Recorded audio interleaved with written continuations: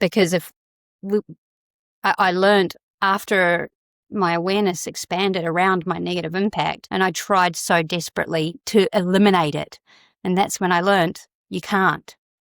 Simply by existing, we have a negative impact on the environment. We have a negative footprint. It's there by existing. So if that's going to be there, we can minimize it and reduce it as much as we can, but there's still something there. So then I looked to this side, and that's where the honest maths came from. And I was like, well, what can I do to then make sure that this is bigger than this if I'm going to be here? And thinking about future generations and their opportunities in environments and with the planet. So I think it's much nicer to focus on the positive, right? And take the attention that side rather than sit and dwell on trying to minimize this, chip it away at it. It's very important also, but I think it's far more in the limelight around people and different options of how we can minimize that impact. But I think there's less talk about and options about what we can do to actually create positive impact.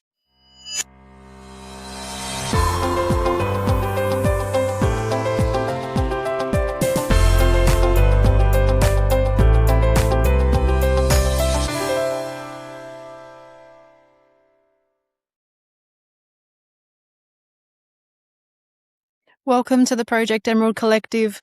I'm your host, Eve McIntyre. Every week I sit down with women who have chosen to live differently. Designers, founders, creatives, psychologists, adventurers, and change makers. People asking bigger questions about how we live, work, create, and connect. These conversations aren't really about fashion. They're about living with intention, finding the courage to be yourself, and discovering what becomes possible when you stop living by expectation and start living by choice. If that's the kind of life you're creating too, you're in the right place. Now let's go. Today I have the pleasure of interviewing Sophie Ballagh. Sophie's a founder, a change maker, and a globally recognised adventurer who's spent more than 2 decades leading over 20,000 people through some of the most extreme places on Earth, from the high Arctic to Antarctica. Today, she brings that experience in leadership, courage, and decision-making into business as a founder, investor, and strategic operator. I recently heard Sophie speak at the WCEI National Forum, where she shared 2 ideas that really stayed with me.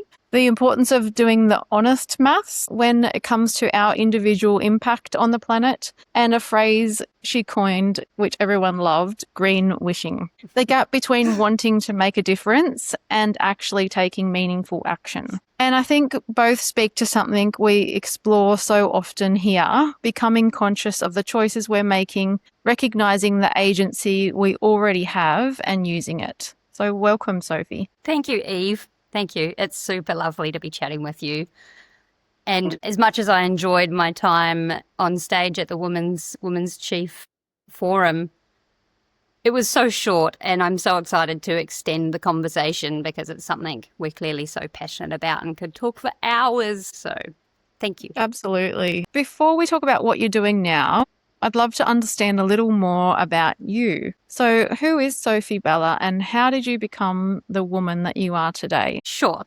It's a pretty big question. I grew up on a farm in New Zealand and was very much brought into the outdoors and outdoor spaces, and I connected from a young age with wild places. And I think that has a big part of who I am today. There's obviously been lots of corners turned and pivotal people in my life and moments that have also shaped it, but I think that has a huge part of it was my upbringing on a farm, my upbringing going on camping missions and holidays, and I truly do believe that played a big part. So when I was at high school, I actually hated school. I did everything I could to try and avoid it. Stayed at home and helped Dad on the farm. But the one part of school I really loved, and I begged them to fail me so I could resit the same class the next year, was outdoor education. Love that. And my outdoor education teacher really, really opened up that world to me and helped me realize that you spend a lot of your life working, so you may as well do something you love. And that led me for at least 10 or 15 years on a pretty incredible journey of outdoor education, teaching outdoor education, whitewater kayaking, rock climbing, leading trips globally. So everything from the Arctic to the Antarctic and many places in between. And then I guess I can thank COVID, and I thank COVID. I have a positive relationship with COVID, and that it gave me the opportunity to embrace something quite new in my life that I had never thought about, never dreamed about, never knew that was possible. And that was starting and jumping into the world of business. Yeah. Prior to COVID, I was a global citizen, a nomad. I had no fixed abode. Myself and my partner had been traveling and working and traveling for about 10 years, from one amazing job to another, from one amazing location to another around the world, meeting amazing people, doing incredible things, living the dream. But we knew we wanted to do something different. We knew we wanted to create something and leave a positive impact in the world in some way. We had no idea what that was or would be. And we had such a good thing going that it was hard to remove ourselves from this good thing, like getting paid to travel the world, literally. It was so hard to extract ourselves from that when we didn't know exactly what it was or where we were going, but we knew there was something more for us to do and fulfill in this life. And so COVID happened, and it obviously shut down global travel. And we were like, woof, okay, the world is our oyster, and we know that now is actually an amazing opportunity to work it out, to do whatever it is we want to do and create it. So we used that time to think big and brainstorm, what is it we want to do? What is our impact and our legacy that we want to leave behind? And we've tried our hand at a whole bunch of things. I started a personal care product refillable business. We did a bunch of other things, but that's led to Harrington Road now. I guess, yeah, COVID was the instigator that opened up this world for us of business, and now it's taken many more turns. Yeah. So it's pretty exciting, and I guess therefore we can be grateful the fact that COVID happened and pivot us into this. We still obviously travel and we still play with the penguins and the polar bears, but it opened the door and gave us the nudge we needed to start business and create something bigger than ourselves in this world. Yeah, I love that. Were you always adventurous? Yeah, I think I was the one pushing the boundaries. Mum can probably attest to that. At school, I guess it comes from a curiosity, maybe from a place of having to hold my own as the youngest of four. I don't know where it comes from. Yeah, right. Was there a moment where you realised that you wanted to live differently from perhaps the more conventional path? That's a great question. I can't recall that there was one moment, but I guess as I was growing, from teenage years into a woman, I guess I then realised and felt I don't fit in these boxes that society has for us.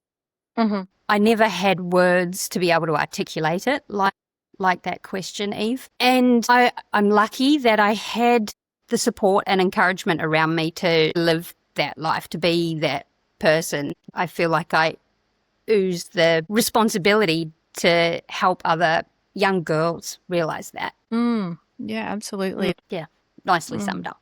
Yes. What have those experiences taught you about yourself?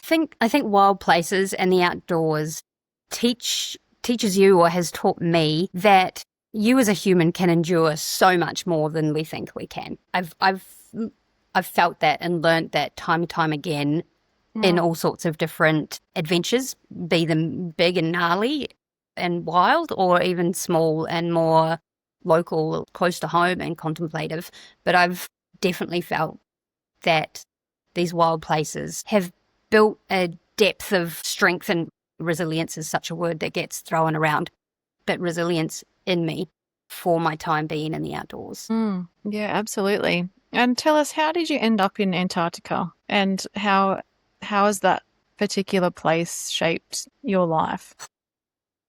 It's shaped my life. It's a part of my heart, and it won't ever leave. It was an incredible, fortunate circumstance that led me to Antarctica. I had been sea kayak guiding in Canada on the west coast for a season, a summer there with the orca. Amazing. Had the best summer. And on my last trip of the season, a client of mine, I had her for a 6-day trip, paddling, camping, paddling with the orcas. And as I dropped her off, we finished the trip, we were in the van, and I was, returning my guests to their accommodation. She said, Sophie, she said, you've been great. And she said, I know a guy, he's a good friend and my neighbour, and he runs kayaking in Antarctica and the Arctic. And I was like, what?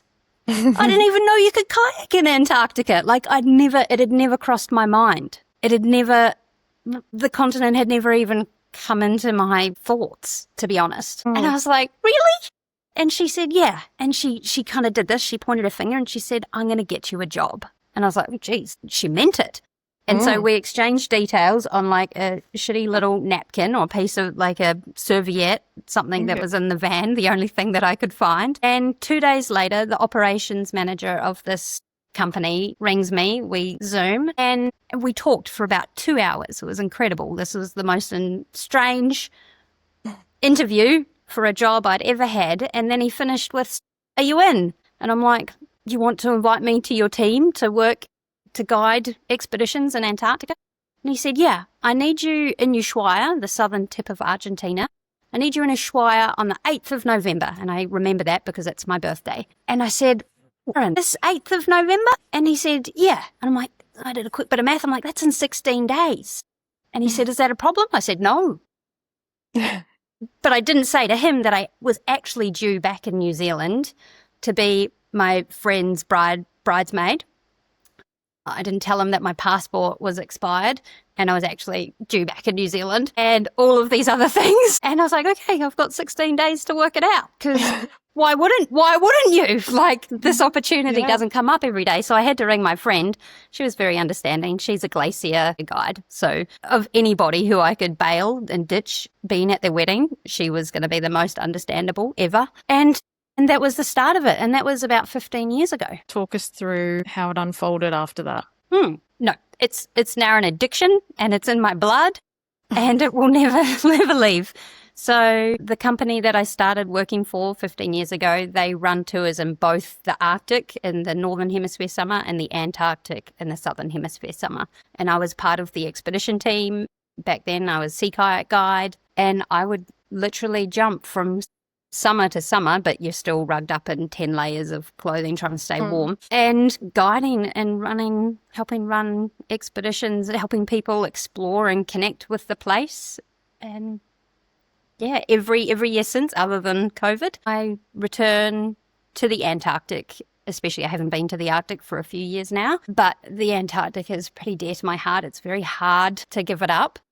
But at the same time, I do know that the end, that I guess my career in Antarctica will end, and I want that to be by choice rather than anything else. Yeah, and what keeps you returning? Aside, I think, from the obvious of the wonder of this place, it's so humbling and it does something to your soul when you open up.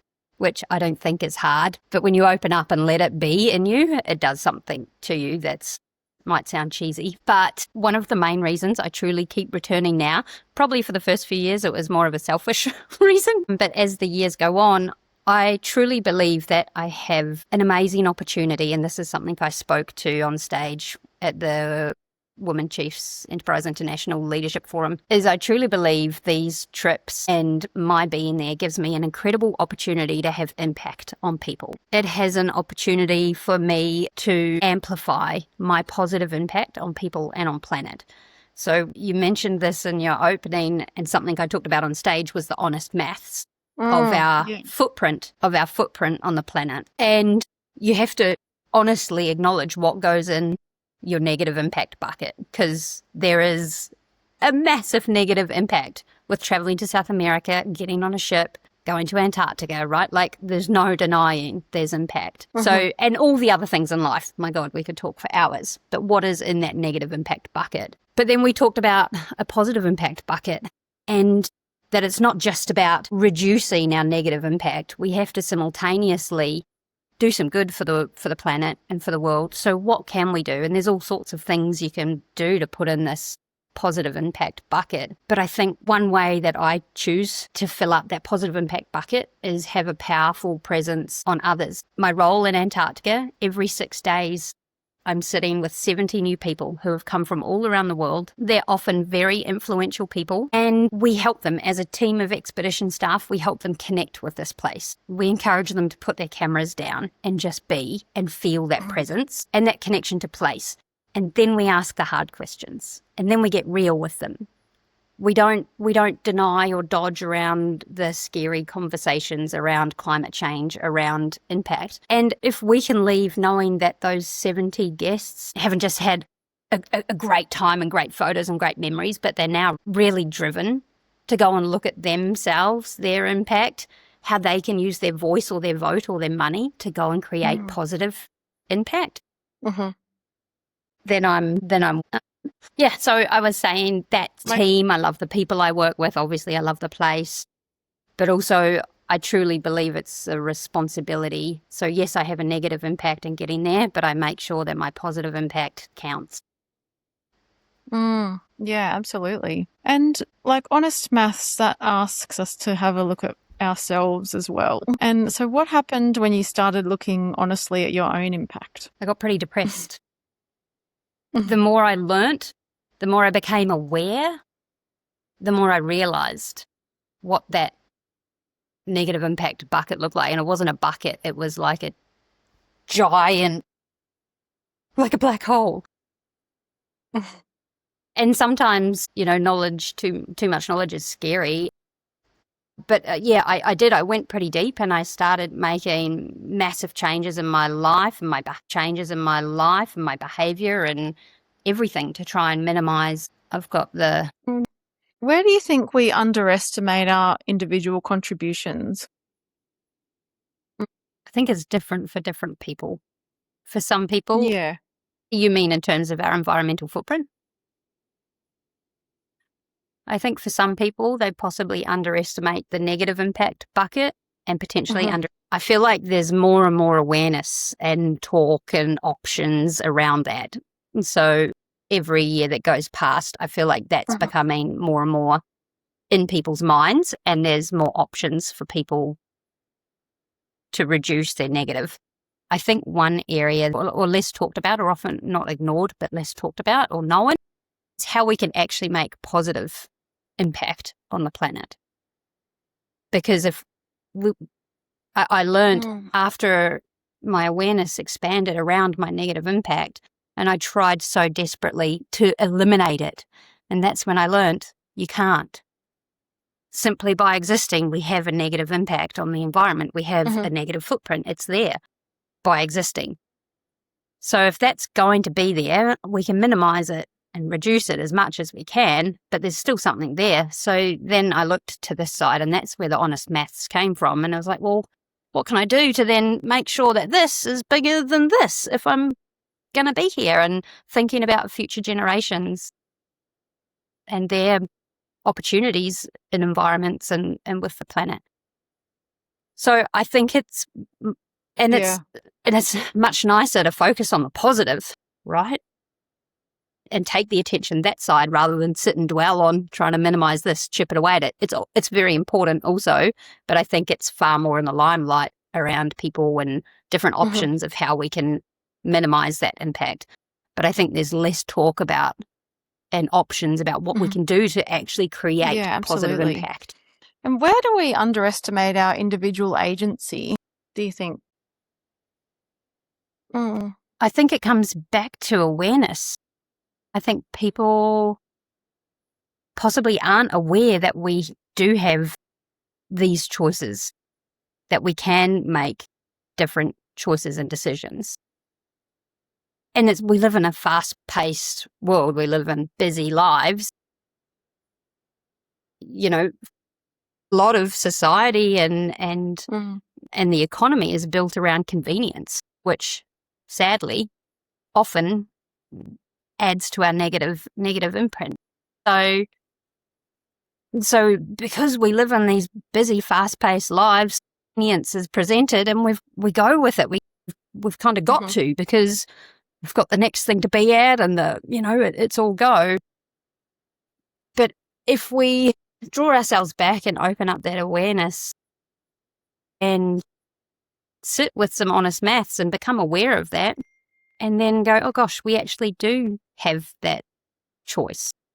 That is our choice. And there are other options, but you've got to become aware of them. I wasn't aware of them. You don't know what you don't know. So you've got to become aware of them. And by engaging in more conversations and being open to hearing a comment a different way or a new possibility, a different way, or a new behavior, and being open to that, I think, is going to help, I Yeah, guess, absolutely. bring that agency. Absolutely, yeah. Utilize One of the our agency ideas more. at the heart of Project Emerald is taking your power back one conscious choice at a time, because I increasingly believe that our power isn't necessarily in one enormous life-changing decision. It's more in recognizing the hundreds of choices that we're already making and making better ones. So do you think that we've made sustainability feel so enormous that people have forgotten how much power they actually have? Super question. And again, it's so personal. It's so hard to generalize that, because I think there's obviously a group of people who are so, so heightened and aware of it. And then there's probably some who it's not a part of their vocabulary and day-to-day or thought process at all. And then everything in between. So it's going to be so different. But to come back to your question, is like to take back the power. Yes, it's in the. I've heard the conversation. Does it come from the top down, like supplier down, or from consumer bottom up? And I think it can be both. I don't know the one right answer if it's one or the other, but I believe and have seen it work from both ways.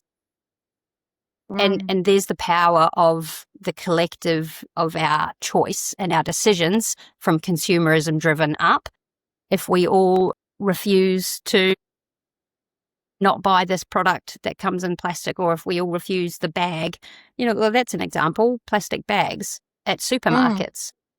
Remember when that was a given? It was standard everywhere, all the time. And now you barely see a plastic bag at a supermarket.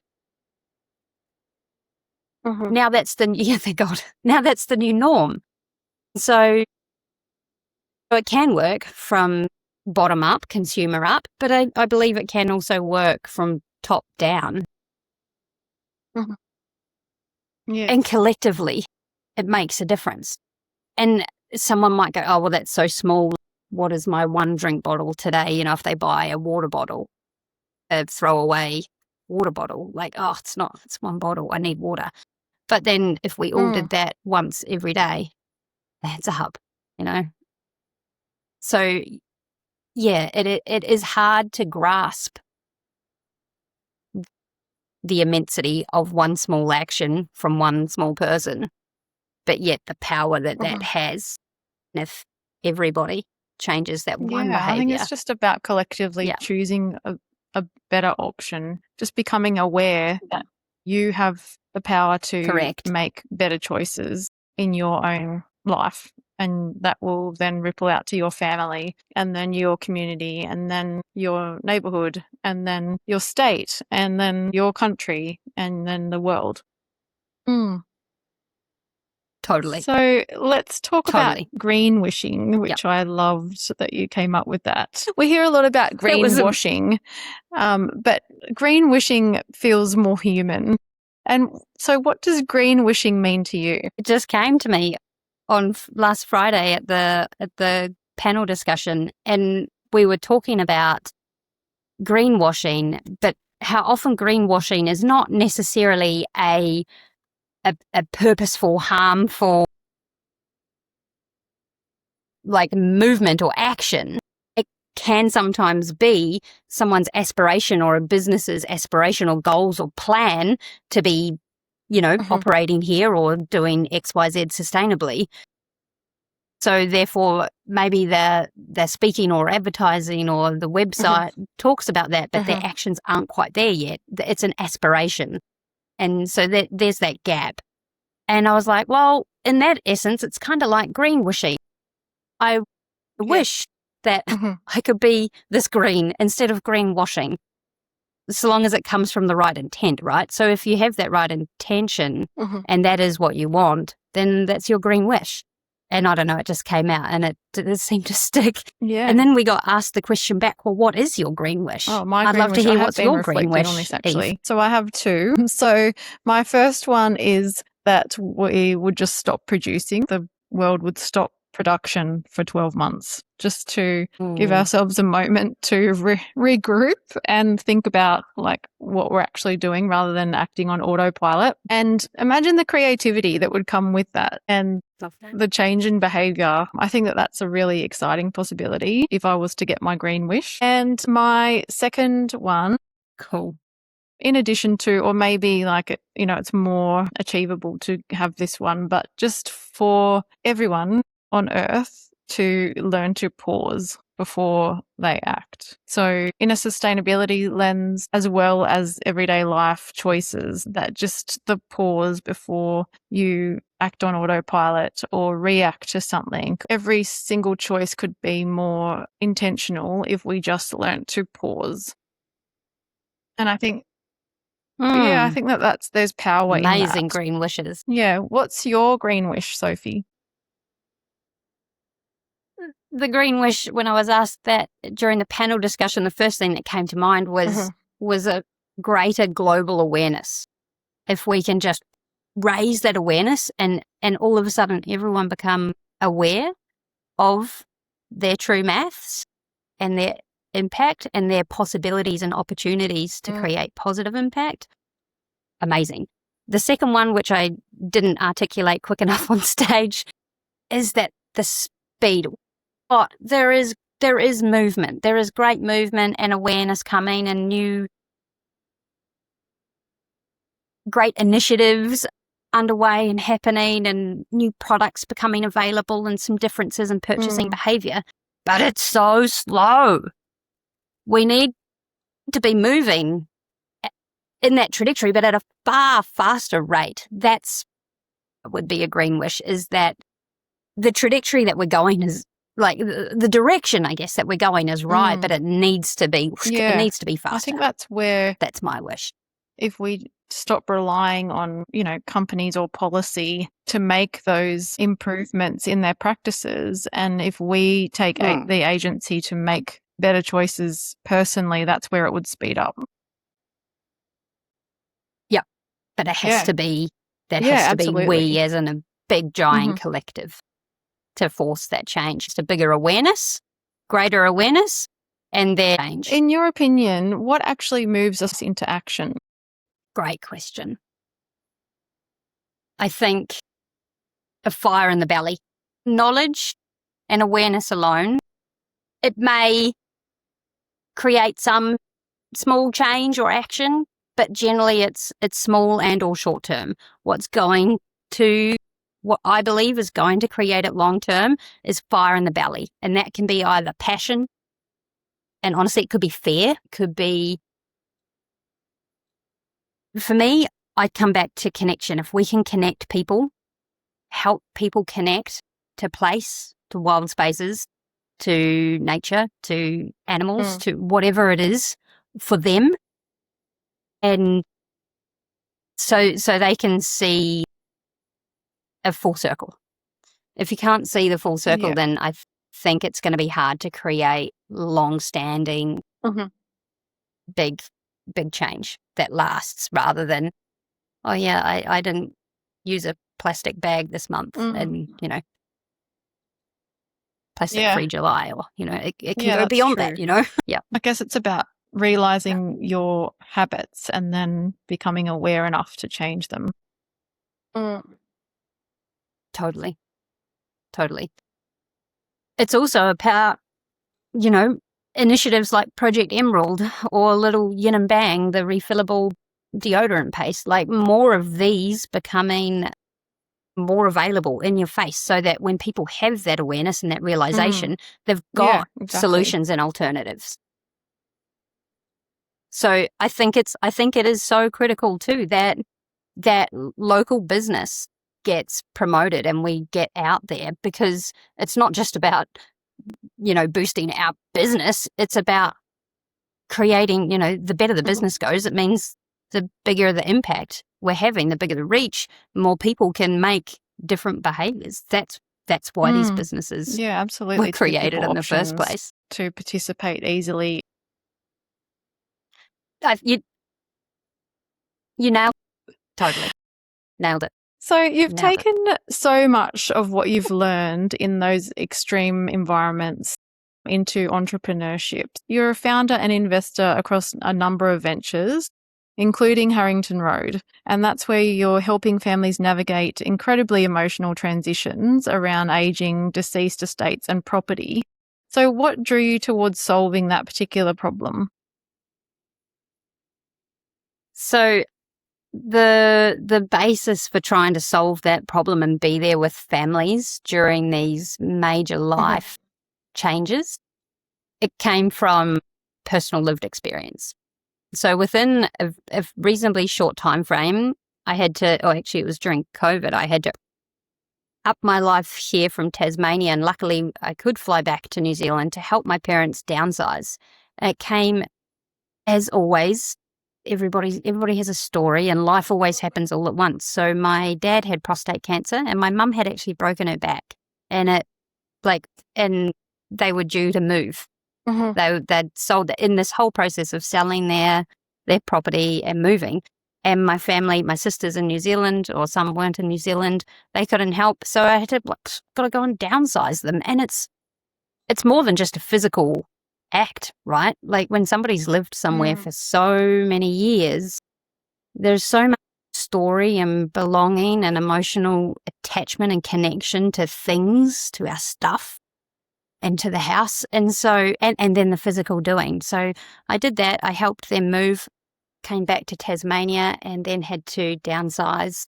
My partner, moved to aged care, my partner's mum. And that journey's really hard when you've not navigated it before. You don't know what you don't know. That's like a favourite saying of mine. And until you and you don't seek to learn or understand it until all of a sudden you need it, and now you need it. And it's a hectic process. And again, so now we're faced with trying to prepare her property for market, because we've got to fund the aged care and the assets all tied up, the money's all tied up in the asset. And so these lived experiences, and then a deceased estate, again, sorting a lifetime of belongings while there's grief and emotion, and you've got to, all the other responsibilities of being someone's power of attorney or being someone's executor. And then what we see is you and I used to flip properties. So we'd look for the ugly duckling, and then within a short time frame, so we went through a training course to flip this property, and within 6 or 10 weeks take it back to market, shining this beautiful property. So then we put this flipping background with the lived experience and went, there is a better way. Because when we were going through these transitions, there was no one person that could help guide us through it. There was no one to take control of it all or manage it. You have to do it all yourself. All the people you need exist, but you've got to ring them. You've got to go to the property, let them in to get quotes. You've got to follow them up for their quotes. You've got to make sure the work's done. You've got to pay them as we go. They generally need paid, but yet all the money is generally tied up in that asset. That's a pretty common story for Australians. And we put the two together and thought there's a better way. So we know how to use the property as a tool. The business supports individuals and families in these tough transitions. It just so happens that we use the property to create uplift that more than funds that support they need, achieving their goals, emotional, physical and financial. And that's in essence what Harrington Road does. Yeah. Like when you've actually lived that experience, you can see the gaps. Why do you think we've sometimes been taught that purpose and profit have to sit on opposite sides of the table? It's so good because it hits home for me, because for a long time, and I guess honestly, probably still today, I work actively on a daily basis to try and bring them back together. But for years, and I think, like Eve, you said, for many people, we've been brought up or to believe that profit and profoundly human and positive impact need to sit separately, but they can absolutely sit together. And more than that, I believe the more wealthy I get, the more positive impact I can even make. So without doing people wrong, you can still run a successful, profitable business that is helping people without doing them wrong, because you're making a profit. And then you can spiral and do even more great things, powerful things with money. with wealth. So trying to change that paradigm, that limiting belief that we may have held for many years, it takes time to reprogram that and to reprogram it to a depth and a level that we truly embody and feel, and then it comes through in our actions. And that's exactly what it is.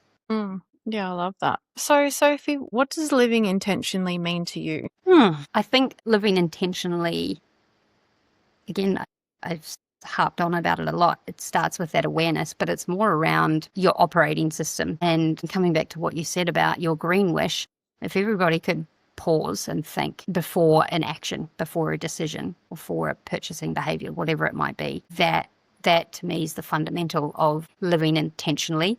I guess another element to it, there's so many things that could fit in here, but that alignment and of your goals or your aspirations with your actions. You know, if we want something and want to achieve something, but we're not doing things, we're playing small or not building partnerships or networks, whatever it might be to help go this way, then we're not living intentionally. So it could be on so many different levels. There's awareness, there's alignment. What other things that start with A that I could come up with? Lots. Yeah. I guess choosing hard things on purpose, that's a part of it too. Yeah. Because often, like we talked about the convenience of the world that we live in, but sometimes to align with what you want or to live intentionally, it means you've got to choose the hard thing. It's so true. And that ties back to a question you asked me earlier about what has been in the wilderness and adventuring meant for me. We can do hard things. We can do hard things physically. Our body can take way more than we give it credit for. We can do hard things emotionally and mentally. We've got so much more in our tank. You know, our brain is a muscle. Just like we can work out a muscle, we can work on our brain and we can do hard things. Love that. Absolutely. What's one area of your life you're trying to make more conscious choices? I've been very focused lately on bringing that intentionality and making conscious choices around inner thoughts, what I'm saying to myself, and making sure that those inner thoughts, what I'm saying to myself, are in alignment with where I want to go. Because if they're not, then I'm not going that direction. If they're saying something else, that's something that I've been focusing on lately. Honestly, all this talk and the presentation I gave last week and this conversation, it's given me a kick up the bum. And sometimes we need that to look at my own purchasing behavior and actions. They slip. They don't always, you know, the negative impact bucket doesn't always get smaller. It sometimes gets bigger. And so, yeah, to take a look at that again. Yeah, absolutely. So if you could sit beside younger Sophie, what would you tell her? Go, Sophie, go. Don't hold back. Truly. To think big, think real big. Younger Sophie, she was curious and she was wild and adventurous, but she was still fairly tunnel-visioned, I think, especially to now sitting here today with multiple businesses. I'd never dreamed or thought about that because it wasn't really in my environment or in my conversations. And that's, you know, I'm so fortunate and grateful for my upbringing, but I guess that never was incorporated in that. So I never really thought about it. So to my younger self, Sophie, think big, real big. Real big is what I would tell her. Love that. So what is one conscious choice you think that we could each make to give us a little more agency over the kind of life and the kind of world we're helping to create?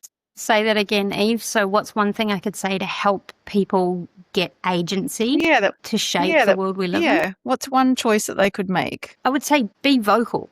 That's something that I really try to encourage. If you feel strongly about something, whether it's, you know, a choice that you don't have in front of you, is be vocal about it. It doesn't have to be in a rude or negative way, because that conversation and that voice may ripple, it may spiral, and who knows what comes from that. And I truly believe our voice is very powerful in conversations and in what we say and where we say it and how we say it. So that and that will ultimately bring agency to us. Like, that option isn't there. Okay, I'll take this one, and sitting quiet on it. I would say use your voice. Yeah, I love that. Thank you so much for your time today. It's been a pleasure chatting. Where can listeners find out more about you? Socials, I have a website.